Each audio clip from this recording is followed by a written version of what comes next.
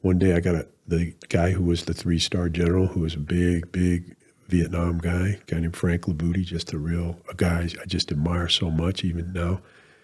He said, "Hey, I need you to come upstairs. You're going to sit in on a meeting." And I said, "Yeah, okay." And we had a brand new commandant. He was the head of the Marine Corps. It's a pretty good thing.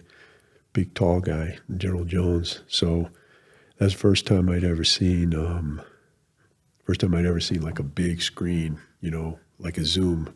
Now it's all very commonplace. Jesse, that was not the norm back then. Not the norm back then. Yeah. So anyway, I got up there and I thought I was going to take notes. I thought that's what I was in there to do. I just made Lieutenant Colonel, and so General Jones he gets on and he says, "Oh, hey, Colonel Bristol, you're a recon guy. My father was the 1st Recon Battalion commander." And I remember thinking to myself, "Boy, isn't that nice? 4-star, paying a little attention to one of the peons."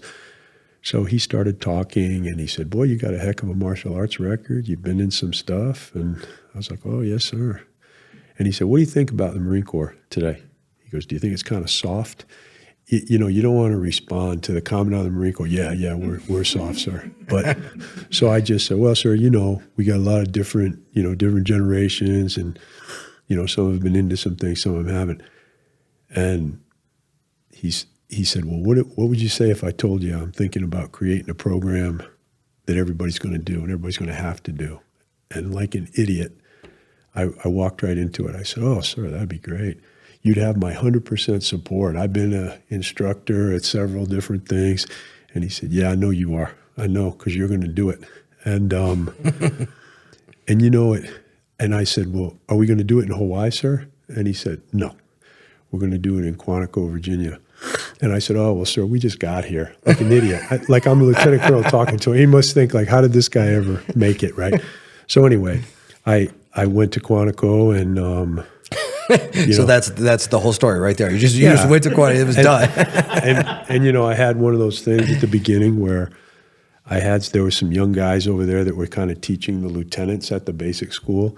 They were, sergeants. I had been like that. I know what it's like to be a tough guy, and think. So, I showed up and they were kind of like, "Well, who are you?" And I said, "Well, I'm the guy who's running it." And they said, "Well, we got to kind of see what you can do, Colonel." So I took them upstairs, and they would tell you this. I took them upstairs one by one and just said, "How do you want it? I'll give it to you any way you want it." And off we went. And the incredible thing, and I know you've experienced this, I know you have, is I think sometimes you expect everybody that's in professions like ours is going to be wanting to fight, really good at fighting, and that was not the case. We had a lot of guys and gals, and that they'd never felt that, and particularly in close. And so that was kind of my job. So I did that for a couple of years, and I'm proud of it in my own way.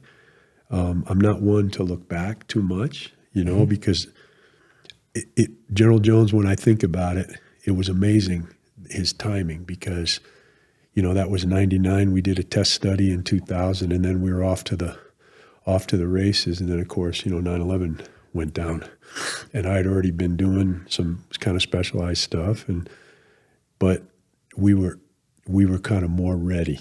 And Marines are tough guys, but there are tough guys in all the services, and to this day, I still like the fact that we formed something really good. The Army came kind of right after us, and said they're going to do theirs, and I thought that was great. I just will tell you one funny thing about it, though. Sometimes you think you're cooler than you are. So last year, I do some work still from Special Operations Command, and I was at 29 Palms, California, which is not the nicest place that you'll ever go. And I was out doing pull-ups, and I like to.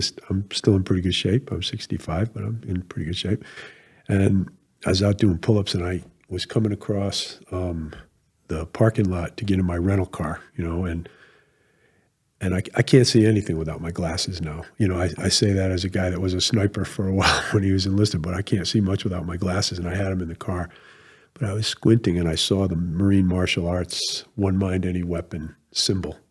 So I said, "No, I'm just going to go inside just to see what it was." It was a crappy building, like most of those buildings are. So I went in, and he's a retired sergeant major. He's a great guy, and he was like, "Oh my God, it's Colonel Bristol! Oh my God!"